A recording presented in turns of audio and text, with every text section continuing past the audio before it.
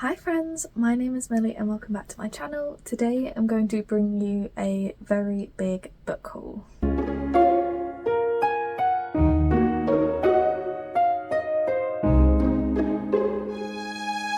So I've actually already filmed this video once, but then I was sent I don't even know how many books this week.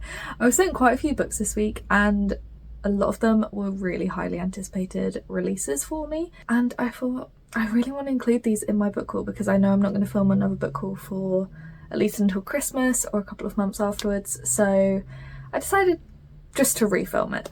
So I have got 4 very high stacks here to haul, so we really need to get into it. But first of all, if you hear any weird loud noises, there's a storm going on outside. It's very, very windy and my whole entire house creaks when it's windy. I don't know why, it just does. It just creaks. So if you hear any weird creaking sounds, it's the house and I can't do anything about it because it's the wind. So yeah, we're gonna roll with it. We're gonna see how it goes. So let's get into the books. So we'll start off with The Last Raven by Helen Glynn Jones. So this says it's coming out in autumn 24. I don't think it's out yet. I think it might be the end of November that it comes out. But this is a vampire romantasy and I'm so excited. I'm very thankful to the publisher for gifting this to me. So it says it is forced proximity and forbidden romance set in a vampire world. So possibly a little bit Serpent and the Wings of Night-esque. It says, as sole heir to the House of Raven, there is nothing Amelia can't have. The only problem is she doesn't want it. But when a new guard enters her closed-off existence, she sees a way out. As a rebellion and dark forces swirl around her, Amelia has a choice to make. Leave everyone she loves behind or stay and accept her destiny. That doesn't really tell me what it's about, but I'm pretty sure that the main character is human in a world ruled by vampires, so very Serpent and the Wings of Night-esque. And I feel like this is on a lot of people's radars for when it's released, so I'm excited. Hopefully I will enjoy this one. Earlier this week, I went to a breakfast meet and greet with a couple of authors hosted by House of YA, and they surprised us with Cynthia Murphy being there. Now, I haven't read any Cynthia Murphy books. She writes YA thrillers and I've heard really, really good things about them, but I haven't read any yet and I don't actually own any. But they gifted us a very early proof copy of her next book, which is Keep Your Friends Close. So on the front it says The Book of Crime and Punishment, so that is very exciting. And this is actually coming out in September 2025, so this is a very, very early copy. And my copy is signed because I met Cynthia Murphy, but I'll tell you what it's about because I don't know what it's about at all. So Chloe Roberts is on top of the world at Morton Academy. She's a shoo-in for head girl and the lead spot in the school's secret society, Jewel and Bone. But then her best friend, Nikita Patel, stabs her in the back and life comes crashing down. Things take a darker turn when Chloe stumbles upon the Book of Crime and Punishment, a record of every misdeed committed by Morton students and the fitting penalty. And it's not long before entries in the book start to correlate with the murders of Jewel and Bone members. Anyone could be a suspect. Can Chloe get to the bottom of this twisted game before she's next on the killer's hit list? Sounds very exciting. I love a good YA thriller, love twisty turny thrillers, and yeah, I'm excited for this. It's not very long either. It's about 340 pages and obviously YA thrillers are super quick and easy to read, so hopefully I'll get to read this one really soon and fly through it, and then maybe I'll be obsessed with Cynthia Murphy and want to buy all of her books. But that's a problem for another day. I'm actually going to move you a little bit closer because I feel like you're a little bit far away. Is that better? Yeah, that's better. Okay, let's go to the next one.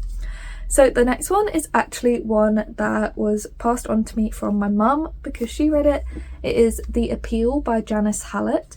So this is, I think, a cozy mystery. It's an adult mystery. And the reason that my mum passed it on to me, because I can't remember if I bought her this or not, but the reason she's passed it on to me is because it is entirely mixed media, so it's told entirely in like text messages and emails and transcripts and stuff, and I love anything mixed media, so when I saw my mum reading this, I was like, oh, I think I want to read that as well. So I've stolen it after she's read it, and I'm excited. I love an adult cozy mystery.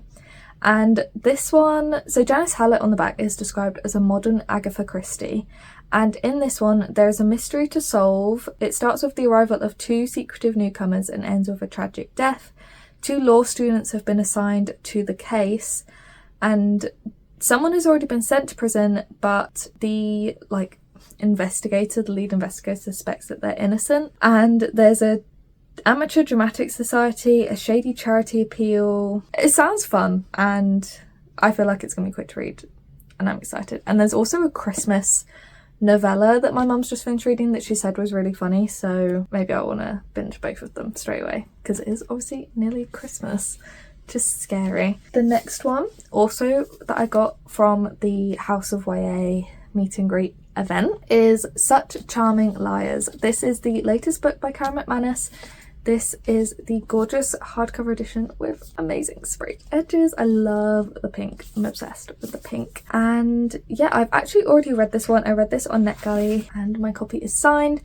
Now, I didn't love this one. Like, this is probably actually my least favourite Karen McManus book, but it's signed and it's hardcover, and yeah, I got it for free. So obviously, because it's signed and stuff and personalised, I'm not going to get rid of it, but it probably was my least favourite Karen McManus book. But I am excited to see what is going to come next from her. Next, we have one that I was very kindly sent by the publisher. This is coming out in February next year, and it is Blackwood's Blue Sky by Ewan Ivey.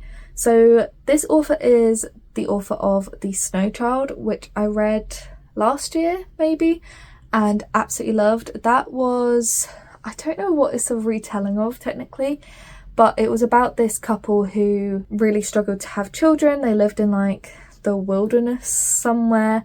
They really struggled to have children, and then every winter this young girl appeared out of the woods and they loved her and stuff, but every spring she disappeared again. And it was absolutely beautifully written. I really, really enjoyed that. So I'm really excited for the author's next book. And this one is a daring reimagining of Beauty and the Beast, which is very intriguing. So it's returning to the Alaskan landscape that enchanted readers of The Snow Child with a novel that asks the question, can love save us from ourselves? Birdie's keeping it together, of course she is. So she's a little hungover on her shifts at times and has to bring her daughter to the lodge where she waits tables, but Emmeline never goes hungry. It's a tough town to be a single mother, and Birdie just needs to get by. And then Birdie meets Arthur, who is quieter than most men but makes her want to listen, who is gentle with Emmeline and understands Birdie's fascination with the mountains in whose shadows they live. When Arthur asks Birdie and Emmeline to leave the lodge and make a home just the 3 of them in his off-grid cabin, Birdie's answer, in a heartbeat, is yes. Out in the wilderness, Birdie's days are harsher and richer than she ever imagined possible. Here she will feel truly at one with nature. Here she and Emmeline will learn the whole fearful truth about Arthur. Very interesting. I'm intrigued as to what this one will be like, because this doesn't sound like it's as historical as The Snow Child was, and I really, really like the historical element in The Snow Child. So that's very interesting, but there is a author's note here, and she's sort of saying how this is like the most personal and heartfelt novel that she's written. It's a story she's been trying to find a way to tell since she was a little girl growing up in Alaska. And it's a complicated love song to Alaska about love and grief, bravery and forgiveness, and a return to the magical landscape of the Snow Child. So hopefully I will really, really like this. Oh, so the author has written a second book. She wrote To the Bright Edge of the World, which I haven't heard of before now, but I would be very intrigued to read this one. I thought The Snow Child was her only book, but now this is actually her third one instead. But I'm very excited to read this. I really like the author's writing style, so hopefully I will love it.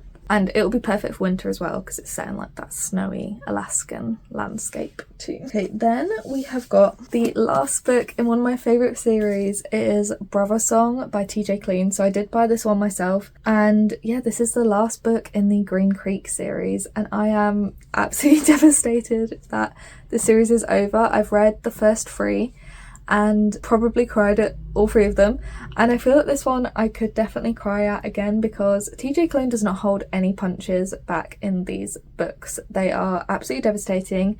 It's a quartet of books about a family or pack of werewolves, and each book is following like a different couple, but you really get this found family sense, and there's so much devastation and heartbreak, but also so much love and humour as well, and I just absolutely adore these books.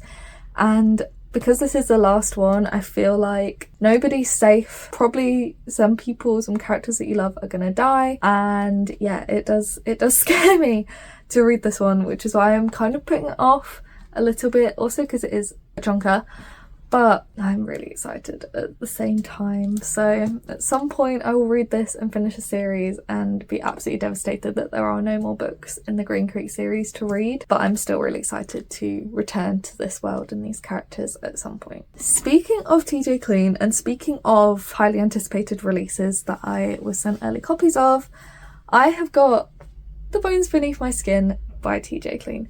This is coming out in February 2025, and what is going on with the lighting? Hello, that's a bit better. It was very bright then. This is coming out in February 2025, and I'm obsessed with the cover. Like, that is so gorgeous, and I am so grateful to the publisher for sending me a proof copy of this one. I'm so excited. So this one I think is set in the 90s, and I don't know if this is one of TJ Klune's more sci-fi books or one of his more fantasy books. I'm not sure, because some of them are skewing a lot more towards sci-fi now, but I don't know. So in the spring of 1995, Nate Cartwright is at a loose end. His parents are dead, his older brother has disowned him, and he's been fired from his job. Looking for a sense of direction, he returns to his family's summer cabin in Oregon. The cabin should be empty, but it's not. Inside is a man named Alex and an extraordinary little girl who calls herself Artemis Darth Vader. There's far more to art than meets the eye, but as Alex and Nate begin to bond over just how special she truly is, they discover that powerful forces are closing in, forces that want nothing more than to control her. As danger draws near, Nate must decide whether to let himself drown in the memories of his past or fight for art and a future he never thought possible. I'm so excited. I love a new TJ Klune book. I love the found family aspect, and this one has like a little road trip going on. So excited for this one. Thank you so much to the publisher for sending this one to me this week. I will get around to reading it very soon, hopefully. Then we have one that I was also sent by a publisher, and this is Spell of the Sinister by Danielle Page. So this is, I believe, a fairy godmother retelling, or it involves a fairy godmother in it. I don't know if this is actually the sequel to Wish of the Wicked, which it might be. I don't know. Is it? Because if it is, then I obviously can't read it. Yeah, this is actually a sequel. I have no idea what Wish of the Wicked is about. I didn't realise it was a sequel. Oh dear. I'll have to get the first book at some point, but it's about 2 magical sisters and queendoms and princes and princesses and magic, and I feel like that's all I can really say from the synopsis of that without spoiling what happens in the first book, because I don't know what happens in the first book because I didn't realise that this was a second book, so whoops. But absolutely gorgeous cover, and thank you very much to the publisher for sending this to me. I just need to get my hands on a copy of the first book now. Okay, one that was sent to the shop that I work at and that I took home because I knew no one else was going to read it is Bad Publicity by Bianca Gillam. This is coming out in January 2025, and this is, I think, a second chance romance, but also enemies to lovers. So it says 2 exes, 1 month on tour, what could go wrong? Which I love the sound of. When Andy lands her dream job as a book publicist, she's ready to take the world of New York publishing by storm. Until her first day, when she discovers that her biggest author is Jack Carlson, the same Jack who ruined her life at university. In order to keep her new job, Andy will have to spend a month on a book tour visiting some of the most romantic spots in Europe with a man she'd like to hit with her car. But she will not lose this opportunity. Deep breath. She can do this. So it says it's perfect for fans of Emily Henry and Ali Hazelwood, which has me very, very tempted because obviously I'm a big Ali Hazelwood and Emily Henry girly. So yeah, I'm excited for this one. I also love the way they've done this proof with like the little cutouts. I think that's really, really cute. So hopefully this will be a fun little romance. I was then sent a copy of Forsheer's Wrath by Emily Varga. So I'm pretty sure that this is going to be a fairy book pick in November, but don't quote me on that. If it is, then I will probably give this copy away, because I don't think I'll need 2 copies and I'd obviously rather have the special edition. But I'm still very thankful to the publisher for sending this one to me. And this one I believe is an Indian inspired fantasy, but it doesn't say in the synopsis, so I'm not entirely sure if I've just made that up. So it says, what if the man you loved was the very person who betrayed you? Dania has been betrayed by her lover and falsely imprisoned for a crime she didn't commit. She's counting down the days until she can exact her revenge when a fellow prisoner offers a chance to escape and the keys to a dangerous jinn magic. Armed with a brand new identity and all the power she could want, Dania enacts a plan to bring down those who cheated her and her family. But when the one person standing in her way is the very man who signed her life away, retribution becomes a complicated game of cat and mouse. Because betrayal isn't simple and revenge certainly isn't easy, not when your heart is involved. I'm intrigued. It's not one that I think I would be particularly desperate to pick up straight away, but it's definitely one I am interested by. I don't know. The next one is one that I bought myself, and that is the Waterstones exclusive edition of Januaries by Olivia Blake, and I am obsessed with these sprayed edges. I think they're gorgeous. I love the way they run on from the cover.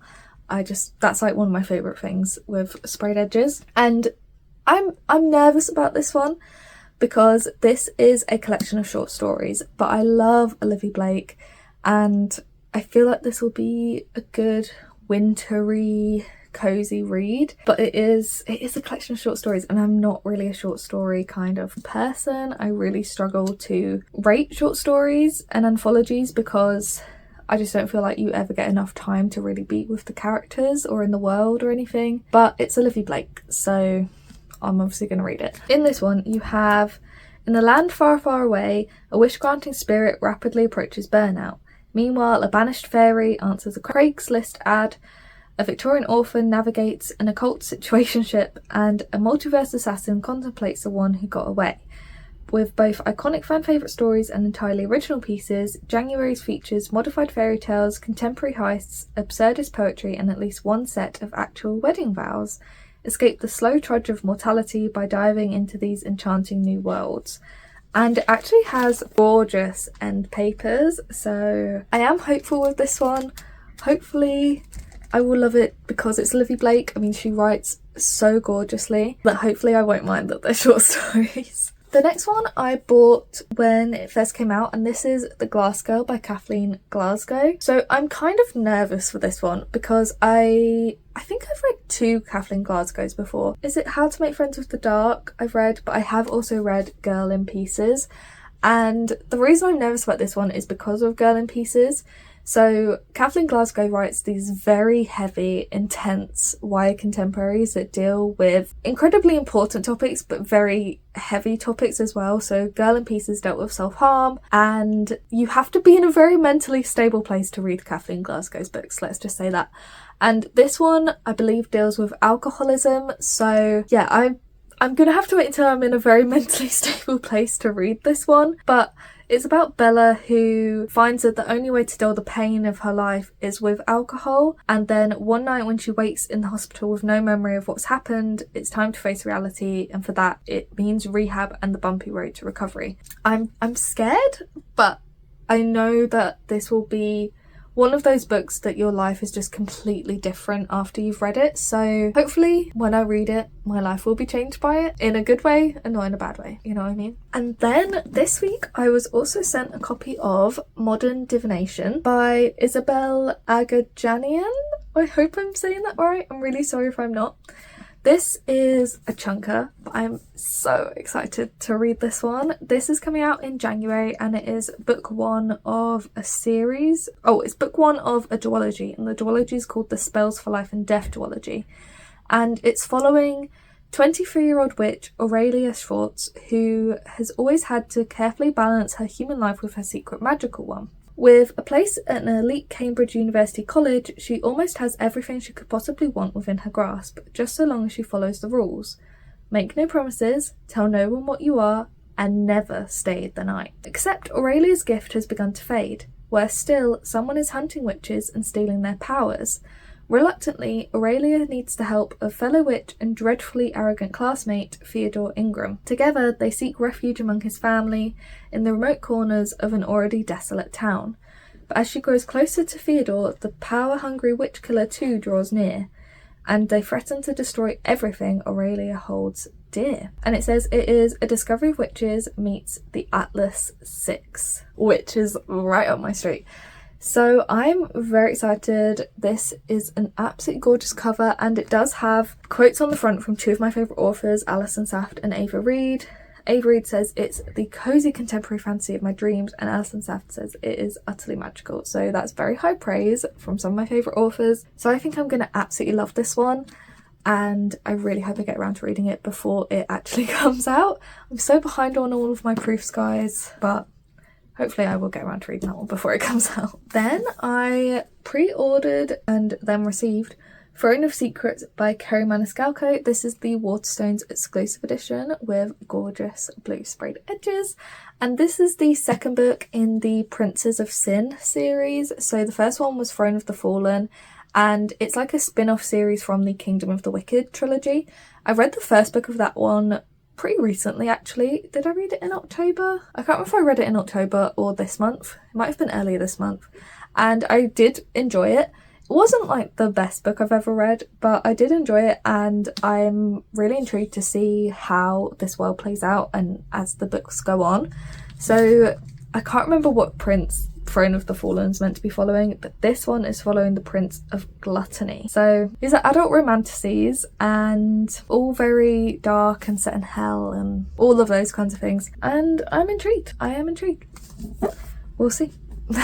Then one that has just arrived for me is The Songbird and the Heart of Stone by Carissa Broadbent. I am so excited to read this one. This is technically book one of the next duology in the Crowns of Nyaxia series. So Serpent and the Wings of Night and the Ashes and Starcast King made up the Nightborn duet, and this one is the first book in the Shadowborn duet, but they're all set in the same world of the Crowns of Nyaxia series, if any of that makes any sense. This one is following a different main character to the Serpent and the Wings of Night, but it's following she was a side character in those books, and is it Misha or Mish? I don't know how you say her name. And I don't know how to talk about this book without talking about spoilers for the Serpent and the Wings of Night.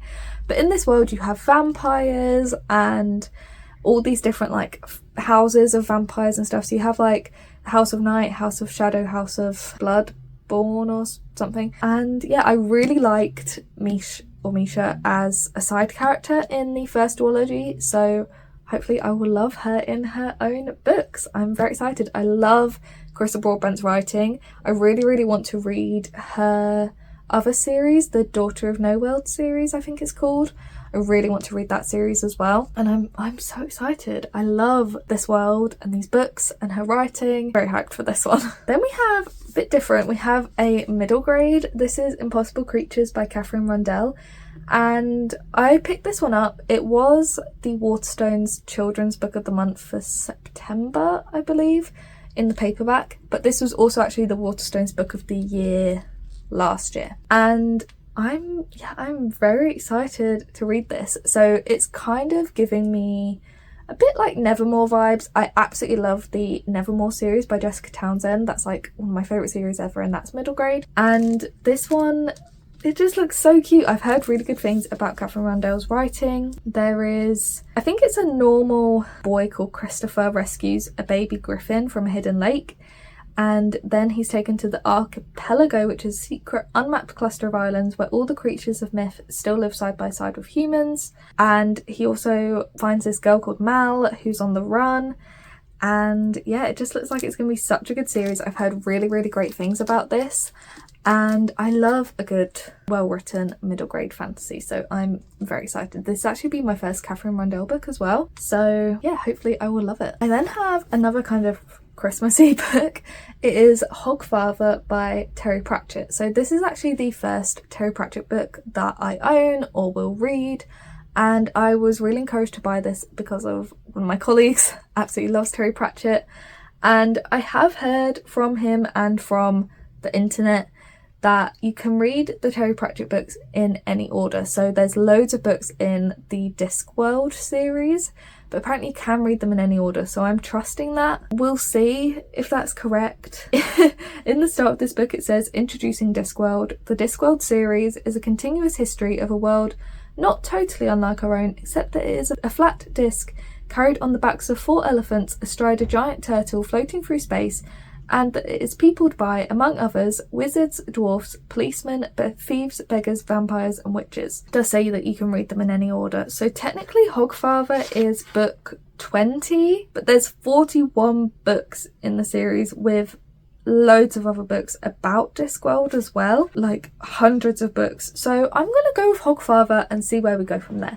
Hopefully I'll love it. This is more Christmassy. So in this world, rather than Christmas, you have Hogswatch, and rather than Santa you have the Hogfather.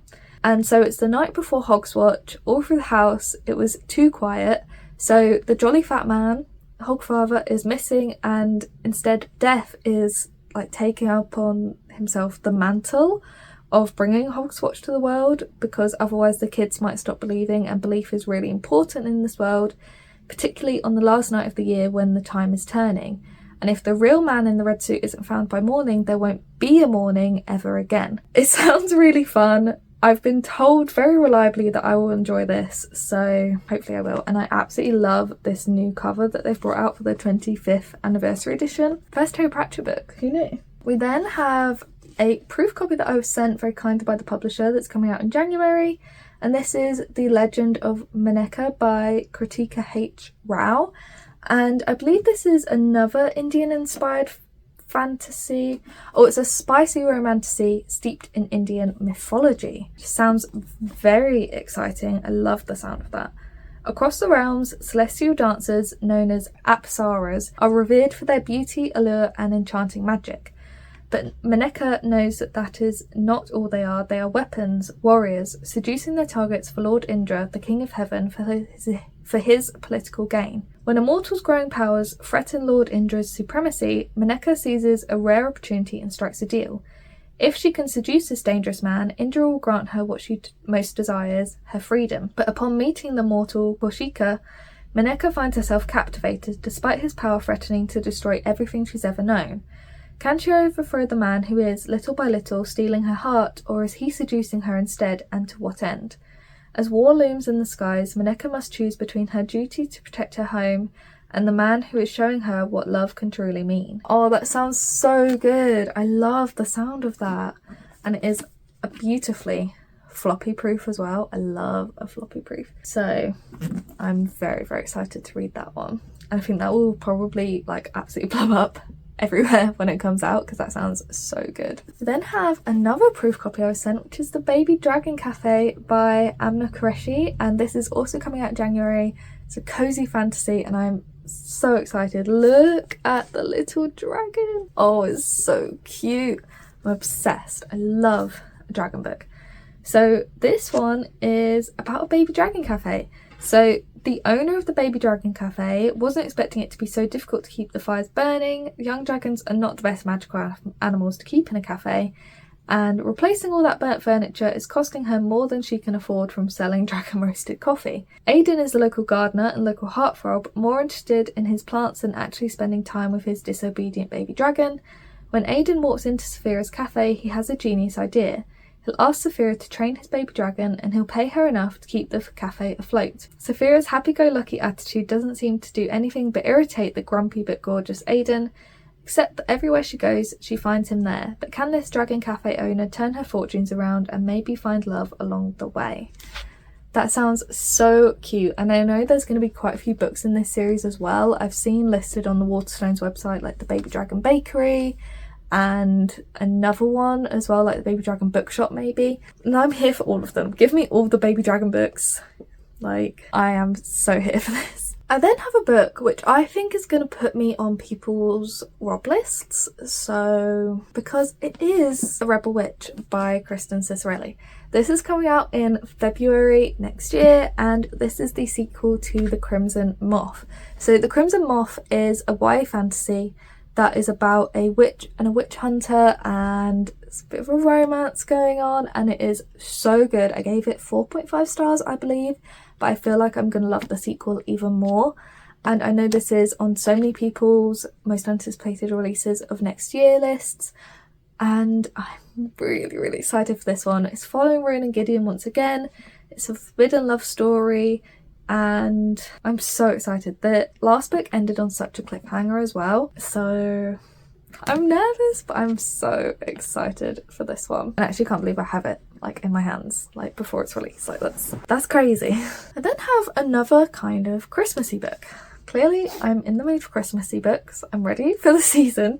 It is Spectacular by Stephanie Garber. So this is a novella set in the world of Caraval, and it is set at the Grand Holiday. So the Grand Holiday is, oh no, the Great Holiday, sorry, is Caraval's version of Christmas, and it's basically a little novella about finding the perfect gift for a certain someone, and you know, you're back in the world of Caraval where even the holidays are not as they seem. So it will take readers on the ultimate holiday adventure full of clockwork boys, poisoned candy, impish snow globes, merriment, and hopefully love. I'm so excited. And they did the thing with this book as well that they did with the Once Upon a Broken Heart trilogy, where with the hardcovers there were 4 different foil designs that you could be randomly sent, and this is the one that I got, and it's so cute. You've got like the nutcrackers there, you've got a little gingerbread man, you've got like holly and the Christmas tree, and I just love it. I love anything Christmassy like that, and this will be a nice short and sweet Christmas book as well, so I will really love this one. I love the world of Caraval. I haven't read Once Upon a Broken Heart yet, but I love the Caraval trilogy, so I think I can read this one before reading Once Upon a Broken Heart. I don't think it's got any spoilers for that, but I will have to double check, otherwise I obviously won't be reading this one this year, no matter how much I want to. I then got the next book in the Rebel Blue Ranch series by Lila Sage. It is lass'd and lass'd.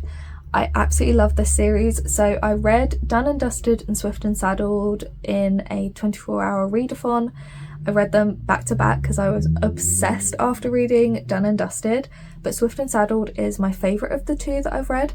And then this one is following 2 side characters. So this whole series is set on the Rebel Blue Ranch. The first book is following the sister of the siblings and her love interest. Then the second book is following one of the brothers and his love interest. And then this one is following the eldest brother and his love interest.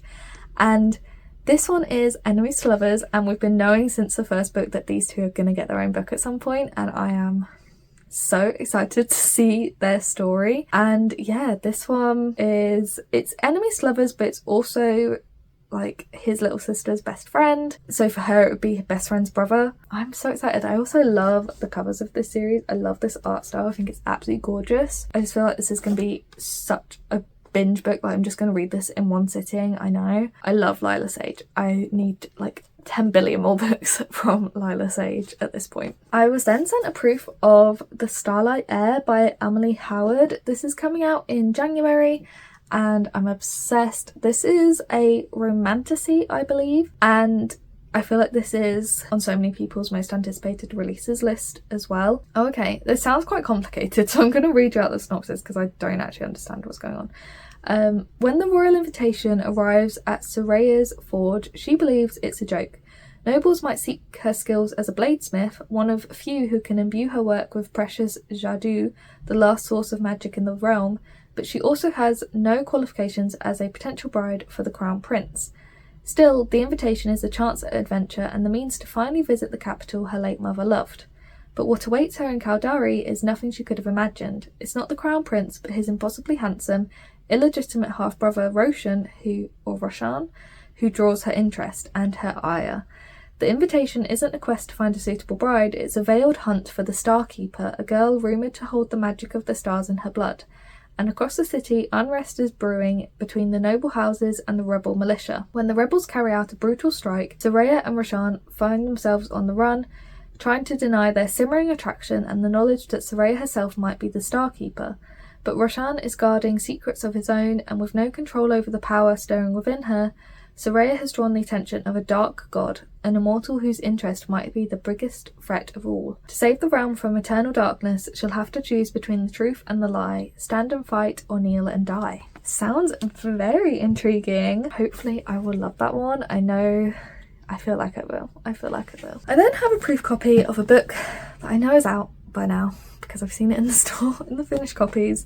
It is The Courting of Bristol Keats by Mary E. Pearson. So I haven't actually read any of Mary Pearson's books before. I know she's written the Dance of Thieves duology and another trilogy as well. What one is that one called?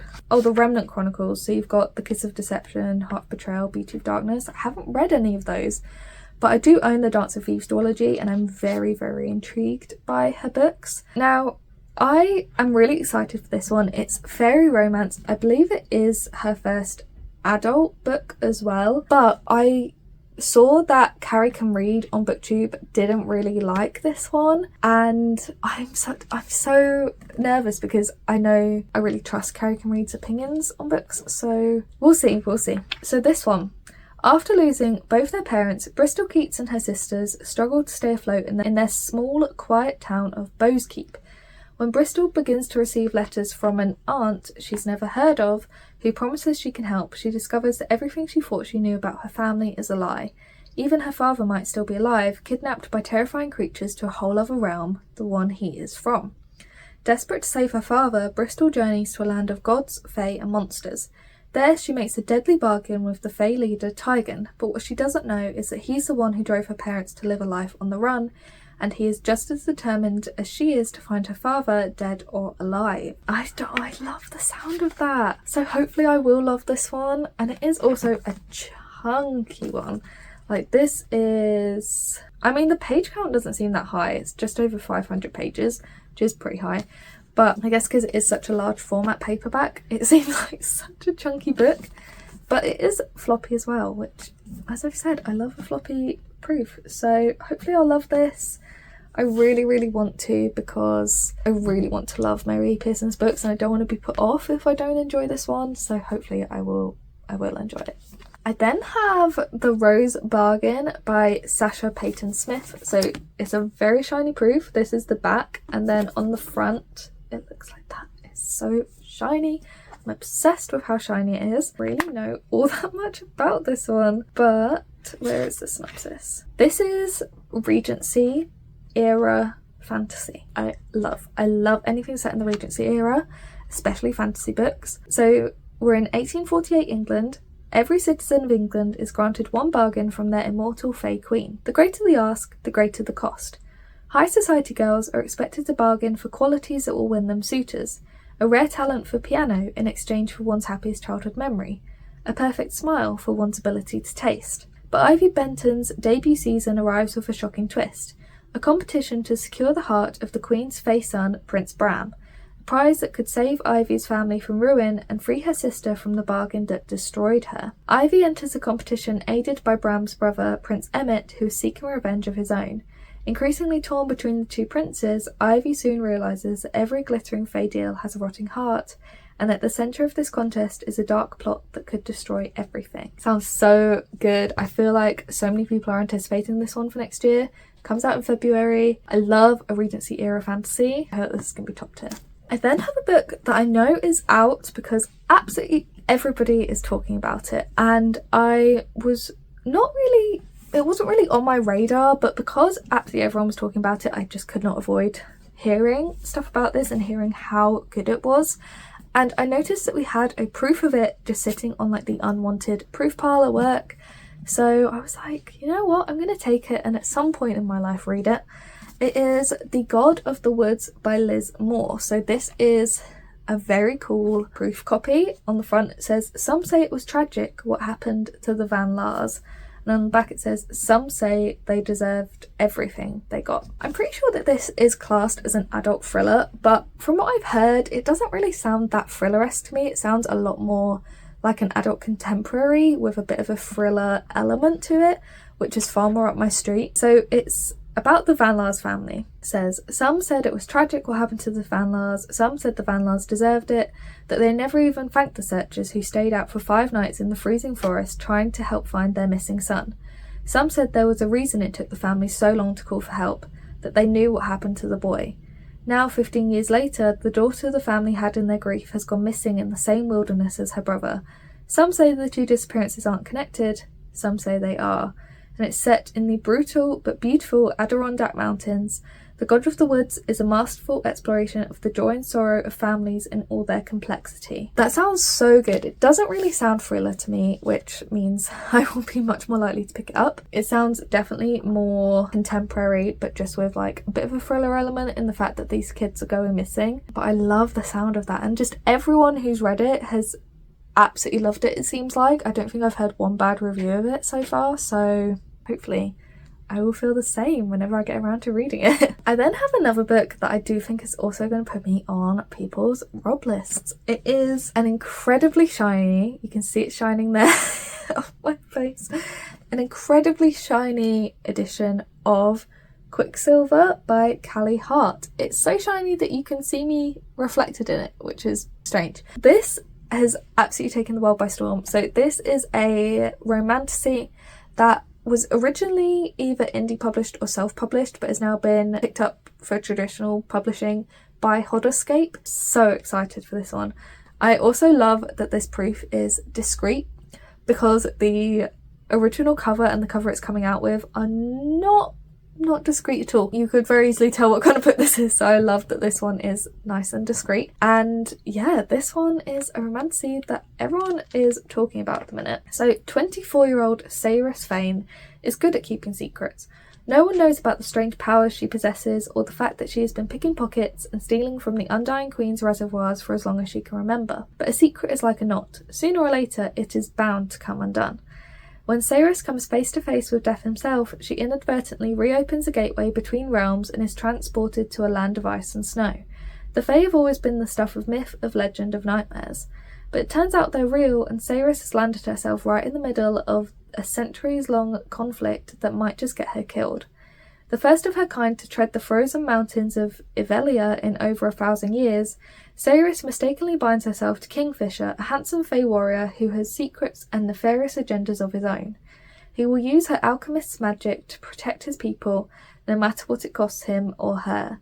Death has a name, it is Kingfisher of the Ajun Gate. His past is murky, his attitude stinks, and he's the only way Cyrus is going to make it home. I am very, very excited to read this one. Hopefully I will love it. It is pretty chunky though. It is above 600 pages, and yeah, hopefully I will enjoy this one when I get around to reading it. I'm nervous because so many people are talking about it. I don't want it to be overhyped, but I don't think a book can be overhyped, obviously.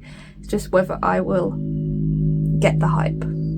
You know what I mean? We then have a book that I know a lot of people are really, really looking forward to, and it is the next Grady Hendrix book. So it is Witchcraft for Wayward Girls.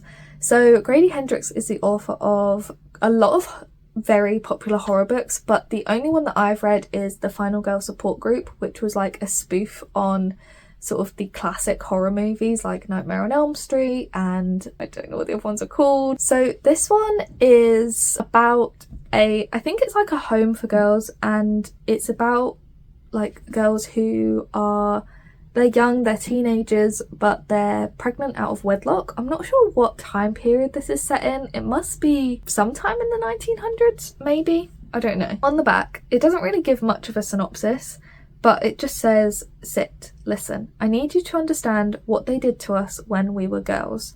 That's the important thing you have to remember. We were children. They called us fast girls, wayward girls, loose girls. They said the devil had tempted us and we had sinned. But for girls like us, down there at the home, the devil turned out to be our only friend.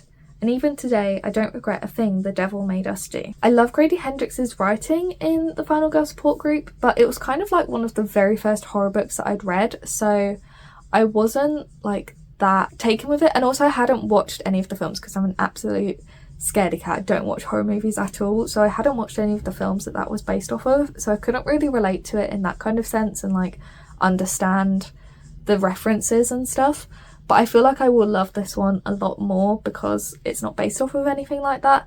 So I'm excited for another Grady Hendrix book, and this one is also pretty thick. It's about 500 pages long, so I love a good chunky book just to get your teeth into, you know. I then have the only 2 books that I was missing in the Natural series by Jennifer Lynn Barnes. So obviously when I went to this meet and greet, I met Jennifer Lynn Barnes, and I had been planning to catch up entirely on her backlist before going, but I just didn't have the time to do that. So I did buy the 2 books I was missing in the Natural series in the hopes of reading the whole series before I met her, but I didn't get around to it. So I have got Killer Instinct and Bad Blood. So this is the 2nd and 4th book in the Natural series because I owned the 1st and 3rd books, and now I have the other 2. So this is a YA mystery series. It's said to be like YA Criminal Minds. I feel like all the characters are meant to have like these sort of abilities. I don't think it's quite fantasy, but they all have these abilities and they hunt serial killers, and it's YA Criminal Minds, and I love Criminal Minds, so yeah, hopefully I will love this series at some point. And speaking of Jennifer Lynn Barnes, at this event we were given copies of Games Untold, which is the latest book in the Inheritance Games series, and again this is short stories, so we'll see how I get on, but I'm very excited. I had actually bought the Waterstones exclusive edition before the event because I didn't realise we were going to be given books, but I got this one and at the event and it was signed, so I just returned the Waterstones exclusive one because I'd rather have the personalised copy obviously than the one with sprayed edges. And yeah, set in the world of the Inheritance Games, short stories, we'll see. I then have the Serpent Sea by Maya Ibrahim. This is the sequel to Spice Road, which I actually have. So Spice Road and then Serpent Sea, and I love the way that these look together. I think these covers are absolutely stunning. This is the Fairylit edition. I just got the standard one for the 2nd book, and I can't remember what happened in the 1st book honestly, so I'm probably gonna have to reread it because I read this like 2 years ago at the very least, so by the time I get around to reading Serpent Sea I'm gonna need to reread Spice Road probably. But in this world you have spice magic, which awakens the affinities of those who drink the Misra tea, and the main character has gained a reputation as the next greatest shield. She wields a dagger like no other, and her brother was discovered stealing the nation's coveted spice and disappeared into the deadly forbidden wastes. So she discovers signs that her brother may be alive, and she joins a mission sent to hunt him down, and she's then caught between the duty to her nation and the love for her brother and must decide where her loyalties lie. I remember really enjoying this one, but I just can't really remember what happened. So yeah, I will get around to reading Serpent Sea at some point, which I'm very intrigued by because obviously it's set on the sea and I love anything that's kind of set on the sea, and I love this world, so hopefully I will really enjoy the sequel as well. I then have one that was also sent to the shop and I just took home because no one else is gonna read it. It is Consider Yourself Kissed by Jessica Stanley. I'm not sure about the choice to put a pigeon on the cover. I'm not really sure what that would indicate, and I don't know how I will feel about this one. I've never read any Jessica Stanley books. I don't know if this is technically an adult contemporary or if it's a romance. It's coming out in May next year, so I've got time before I need to read it. It says, when she first meets Adam, Coralie is new to London and feeling adrift. But Adam is clever, witty, and, he insists, a quarter of an inch taller than the average British male. His charming 4-year-old daughter Zora only adds to his appeal. But 10 years on, something important is missing from the life Coralie and Adam have built. Or maybe, having gained everything she dreamed of, Coralie has lost something she once had, herself. Set against an eventful decade that included the soap opera of 5 prime ministers plus Brexit and COVID, Consider Yourself Kissed puts the subjects of love and family on a grand stage, showing how the intimate dramas in our homes inescapably compete for energy and attention with the shared public dramas of our times. Told over 10 years of one woman's life, Consider Yourself Kissed is an unforgettable literary love story that effortlessly balances sweetness with bite, the public with the personal, and humour with heart. I can't lie, reading that synopsis has actually kind of put me off of this a little bit, because it's talking about stuff that's happened very, very recently in the British political landscape. Like, I don't want to read books about Brexit and COVID and Boris Johnson. Like, we're still dealing with all of that stuff right now. So I really, really don't like when books actually do include that. I know that it's like, you know, if you're setting it in modern times, that stuff is going on. I would really rather read a book that does not talk about politics or anything like that at all, especially about COVID. So yeah, I don't know what I will feel about this one. I might have to wait a while to read this one in order to enjoy it, but we'll see. Maybe I will. I'll wait and see if what reviews come out with it, but I don't really want to read a book that's talking about like all that kind of stuff. Anyway, let's move on. So the next book that I've got comes out really soon, actually. I think it comes out in like a week's time, maybe. It is Heavenly Bodies by Imani Eriyu, and I have heard nothing but good things about this book. So this is book 1 in the Heavenly Bodies series, and it is a fantasy series that I think is absolutely going to blow up absolutely everywhere. So in a world ruled by the stars, cruel and merciless gods, Alara has been cursed by fate. A prophecy promises she will fall for a star, but it will kill them both. When the star of wrath and war descends to hunt Alara, the neighbouring kingdom sees an opportunity to take her from her home, the Kingdom of Night, to Helios, the Kingdom of Light, where she strides straight into the arms of an enemy prince.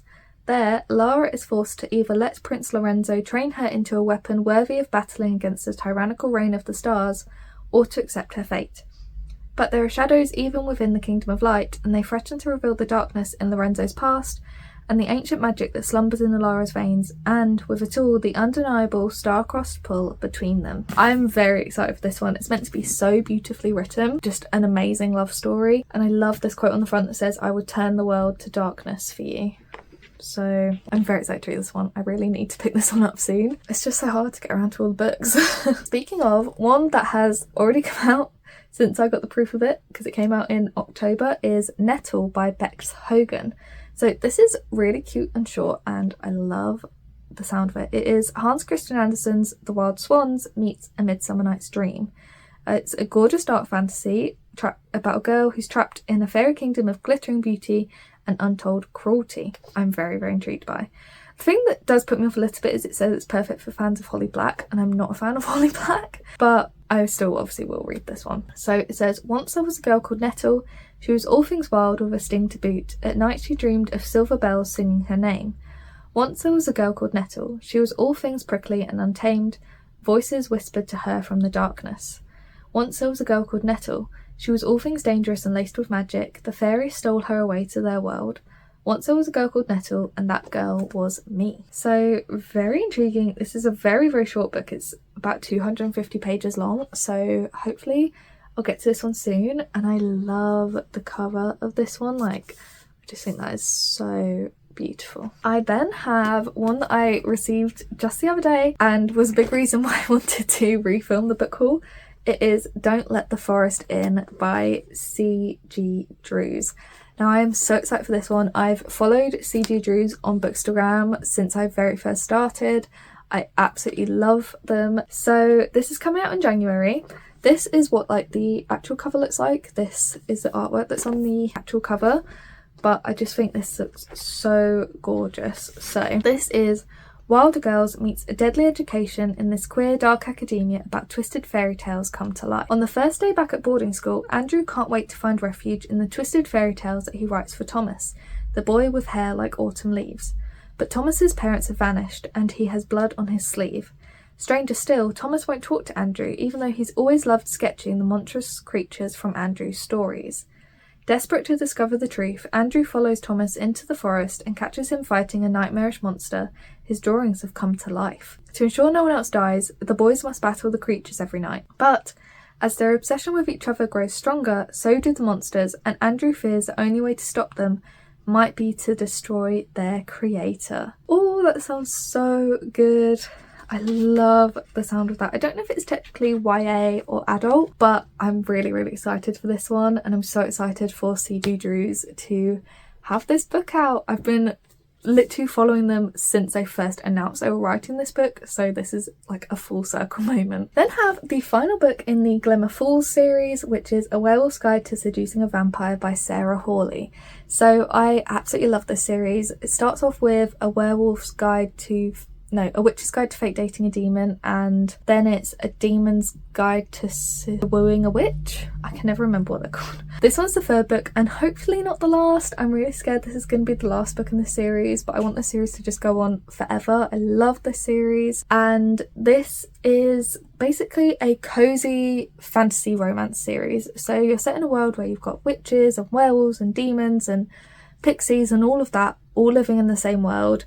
And then you have romances, and they're just so funny, they're so heartfelt, and you also have like a little bit of darker twists going on as well. And I just absolutely adore the series. One of the best fantasy romance series I think out there at the minute. So it's about werewolf Ben Rosewood, who is happy with his life, but he has anxiety, doesn't have time for romance, and then he finds himself face to face with a beautiful angry vampire. And Eleanor is a rare breed vampire succubus? I don't know how you say that. She's been stuck in a crystal thanks to an evil witch, forced to obey the possessor of the rock. And now she's been sold to someone new. She would claw this werewolf's heart out and eat it if only the binding spell would allow her to. But Eleanor and Ben soon realise they can help each other with both vengeful and less hostile needs. I am so excited for this book. I love Sarah Hawley's writing, so yeah, I really need to get around to reading this one soon. I then have Erin A. Craig's latest book, which is The 13th Child. So Erin A. Craig is the author of House of Salt and Sorrows, which I loved. I really enjoyed when I read that one. That one is a retelling of 12 Dancing Princesses, and I don't know if this is actually a retelling of anything, but it is a gothic fantasy. It's fic. It's another fic one. So this one is following Hazel, who has always known she's different from her siblings because as the 13th child, she was promised at birth to Merrick, the god of death, and with him she learns the art and magic of healing. Word of her extraordinary gift spreads throughout the kingdom, but all gifts come at a price. When Death claims a soul for himself, it is Hazel who must end their suffering permanently. Soon destiny brings her to the royal court, where she meets Leopold, an infuriatingly alluring prince with a disdain for everything and everyone. Here she faces her biggest dilemma yet, to carry out her duties or follow the urges of her own heart. Can she go against the will of Death himself to save someone who is marked to die? I really like Erin A. Craig's writing style. I loved House of Salt and Sorrows. I read it so quickly, and I'm very excited for the sequel to that one as well. And yeah, I feel like I'm going to really like this, and hopefully I will. We then have the second book in the Rose Hill series by Elsie Silver. So this is Wild Eyes, and the first book was Wild Love. The first book was Wild Love, and I love this series. I love Elsie Silver. So I've read 6 Elsie Silver books this year, which is crazy. And that was all of the Chestnut Spring series, and then I also read Wild Love, and I just love Elsie Silver's writing. So this series is all like single dads, I think, and it's adult romance. This one is following Skylar Stone, who is a chart-topping country singer with a recent streak of bad press. So she wants to find peace. She finds it in Rose Hill with a little boy and little girl who steal her heart as thoroughly as their dad, Weston Belmont. He's a shameless flirt. He oozes confidence in a way that's downright distracting. So she wants to stay. She knows he wants her to stay, but she knows better than anyone that you don't always get what you want. I don't really understand what's going on, but anyway, I love Elsie Silver's writing, and I'm excited for this series. I love being in her worlds with her characters. I then have These Deathless Shores by P.H. Lowe. So I was sent this by the publisher, and this is a Peter Pan retelling, and it's kind of like a sequel to Peter Pan almost. So following Jordan, who dreams of the days when she was a lost boy, flying high with Peter Pan and imbued with the power of dust. Now she's 22 and barely hanging on. After being exiled from the island by Peter for her gender, Jordan turned to a toxic drug to self-medicate her withdrawal symptoms from dust. But the drug has stopped working, and its final effects are fatal. With nothing left to lose, she returns to the fated island of her childhood, determined to seek out the magic that will keep her alive. But as she faces a boy who stripped her of the story that's kept her afloat, Jordan finds that her thirst for revenge is much stronger than she anticipated. I'm so excited for that. I feel like it's got a pretty low rating on Goodreads. I feel like I saw that this morning, but I'm still excited for this. I love a good Peter Pan retelling. I'm intrigued. I am intrigued. I then have a book which is perfect for the current weather. It is All the Devils by Caitlin Wilson. This is dark academia, and with the weather being all windy and stormy and whatever, I feel like this is the perfect book for that time, that type of weather. This is about a school called Ravenswood, and at Ravenswood Academy, hell is empty. All the devils are at Ravenswood Academy. Andy Emerson knows she must come to terms with a life without her sister Violet. But on the day of her funeral, Andy is shocked to discover one thing. The person in the casket is not her sister. Violet is alive. Convinced her sister's elite boarding school is covering up the truth, Andy enrolls at Ravenswood Academy to discover what really happened and find Violet. The school is as beautiful and haunting as the students within it, and Andy learns that it's not just good grades that drives these pupils. Something much darker is at play. After discovering a cryptic note from her sister, Andy must follow a set of clues to unlock the truth.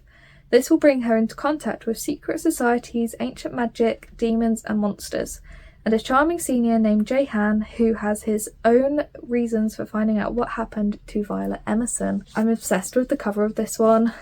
I'm very thankful to the publisher for sending this to me, and I feel like this is a perfect winter, dark academia, cold weather book. You know. I then have a YA fantasy that I am so hyped for. It is A Language of Dragons by SF Williamson, and this is pitched as Bletchley Park but with dragons. Say no more. I love the sound of this.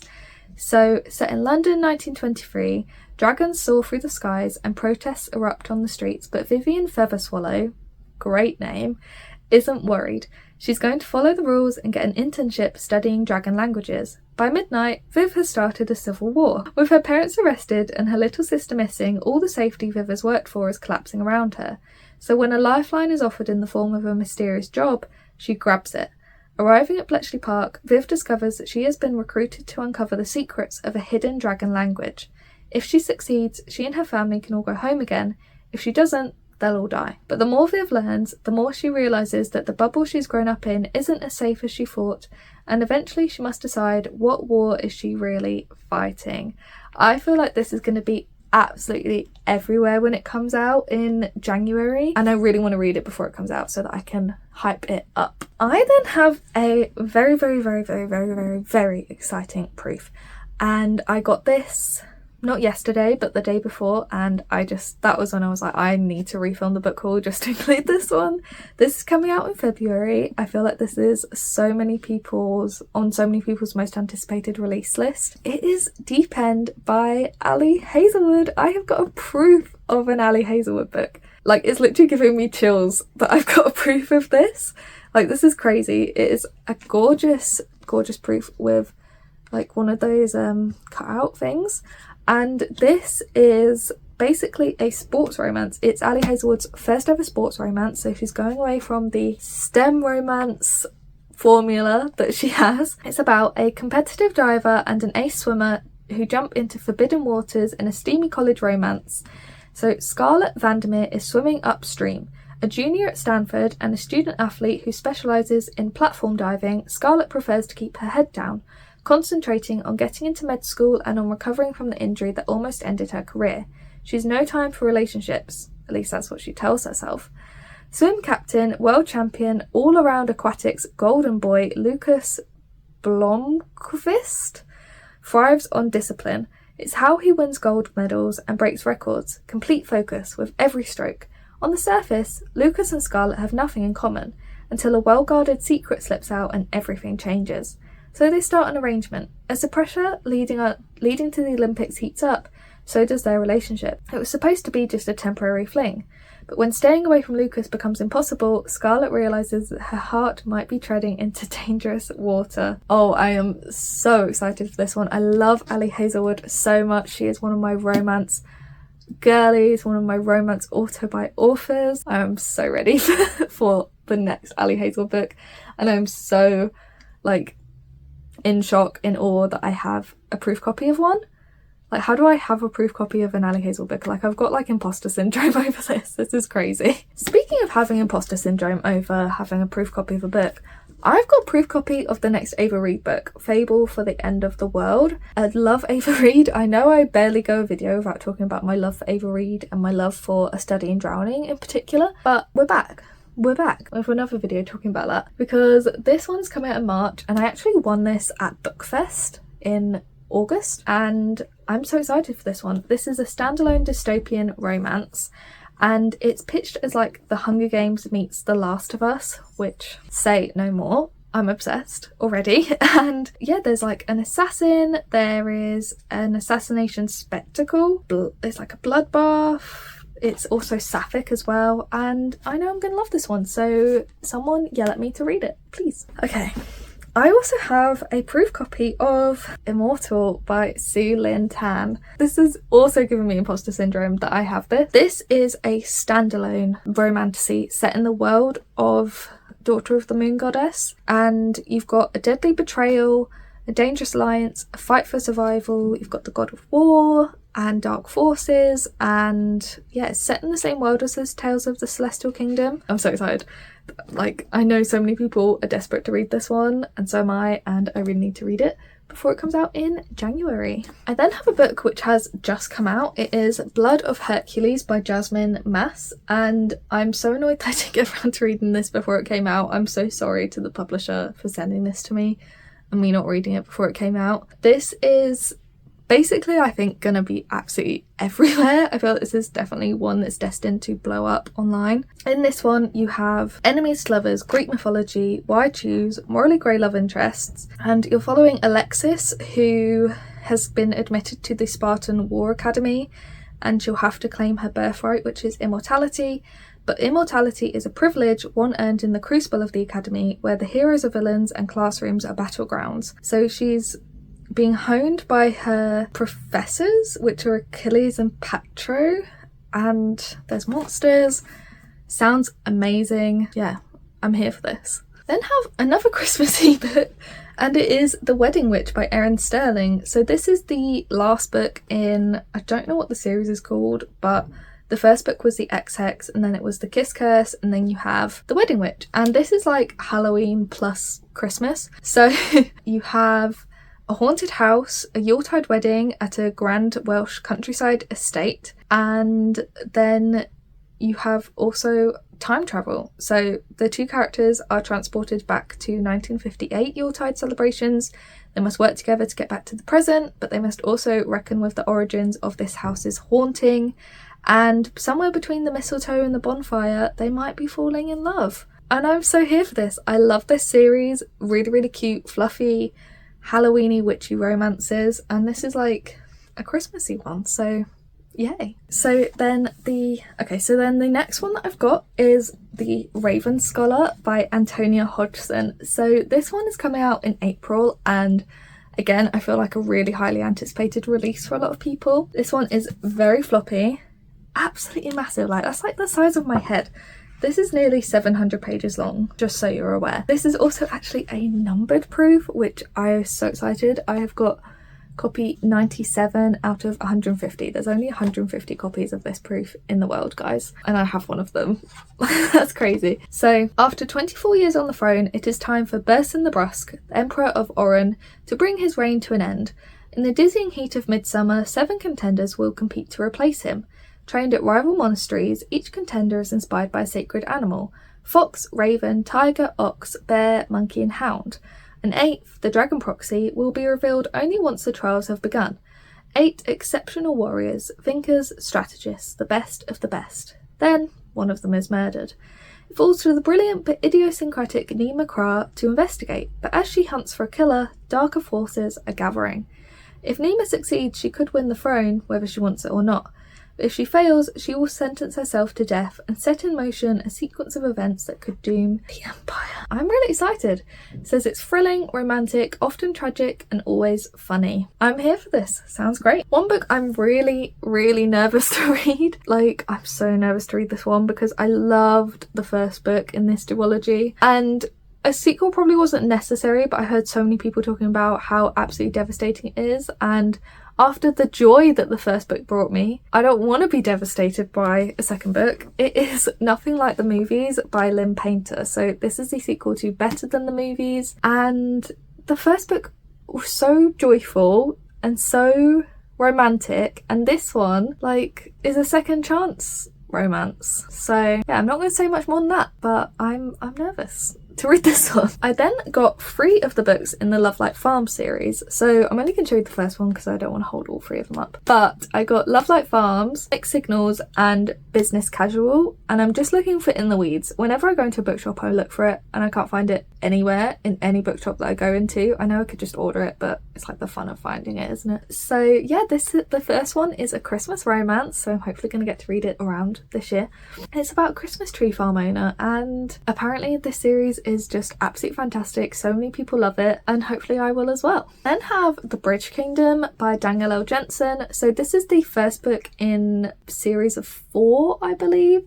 There might be more books in the series, but they're released on audiobook first, and then 6 months later the paperbacks come out. So I don't know how many books are in the series or how many are out, but this is the first one, and I picked this up because I read A Fate Inked in Blood earlier this year and absolutely loved it. A 5-star read for me. I gave it 4.75 at the time, but it is a 5-star read. So hopefully this one will be as well. So this one is following Princess Lara, who was raised as a warrior. She knows 2 things. King Aaron of the Bridge Kingdom is her enemy, and she must be the one to bring him to his knees.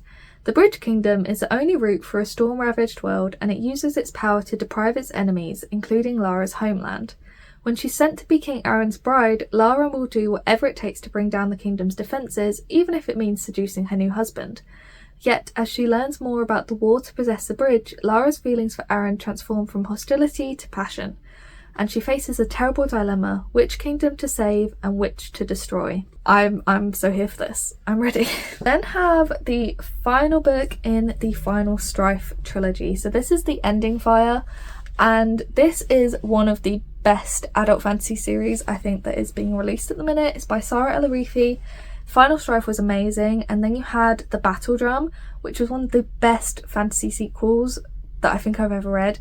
So many series really have that second book syndrome where the second book is just not as good as the first or third. The Battle Drum is amazing.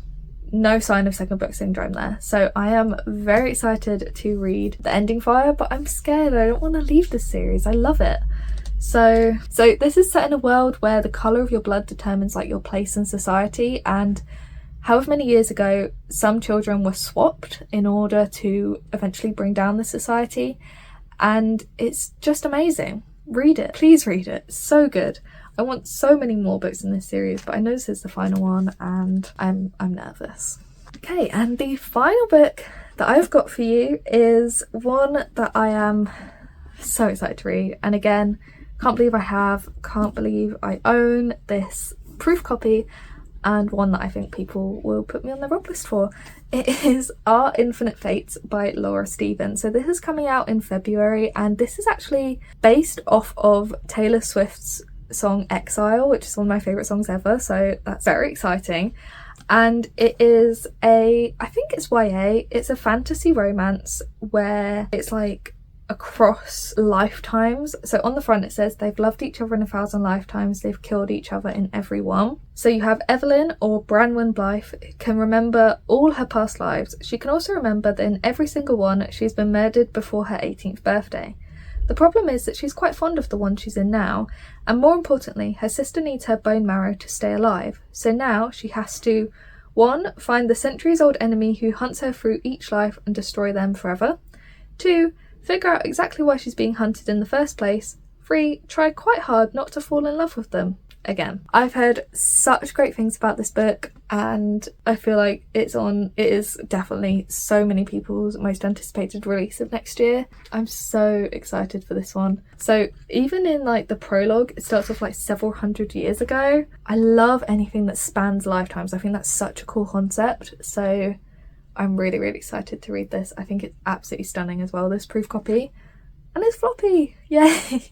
So yeah, hopefully I'll love this one. So that's the end of my book haul, and honestly guys, that wasn't even all of the books that I've hauled so far. There were quite a few books that I was like, I'm just gonna leave because this video is getting so long. And there's also, I bought so many Brandon Sanderson and Robin Hobb books to complete my collection of their books in the past few months. I still haven't bought them all, and I was like, I can't include all of those because they would just, this video would go on for hours and hours.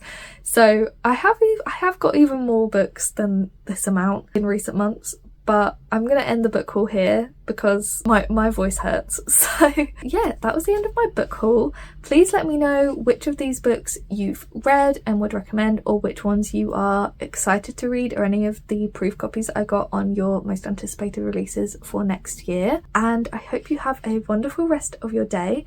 Like this video if you liked it, and subscribe if you wanna, and I will see you in another video soon. Bye!